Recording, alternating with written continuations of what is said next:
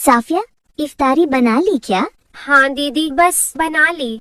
नहीं आंटी, हमारे घर तो काफी दिन से राशन ही नहीं है। आदिल चुप, हर वक्त फालतू में नहीं बोलते। आदिल इधर आओ जरा, कुछ सामान मंगवाना है तुमसे। जी आंटी, आया अभी। सच बता बेटा, कितने दिन से नहीं है राशन?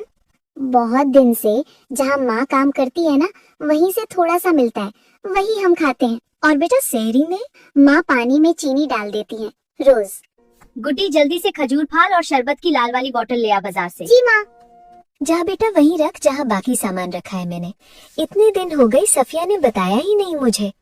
बहुत खुददार है सफिया।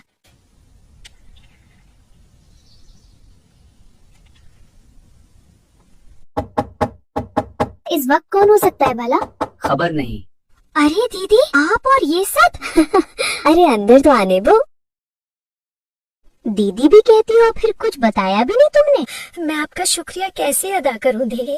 अरे बहन हो तुम मेरी छोटी। बिस्मिल्लाह। इंसानियत धर्म नहीं देखती। आप भी अपने हमसायों का ख्याल रखें। कुछ फर्क नहीं पड़ना चाहिए इससे कि अगले का दीन धर्म क्या है।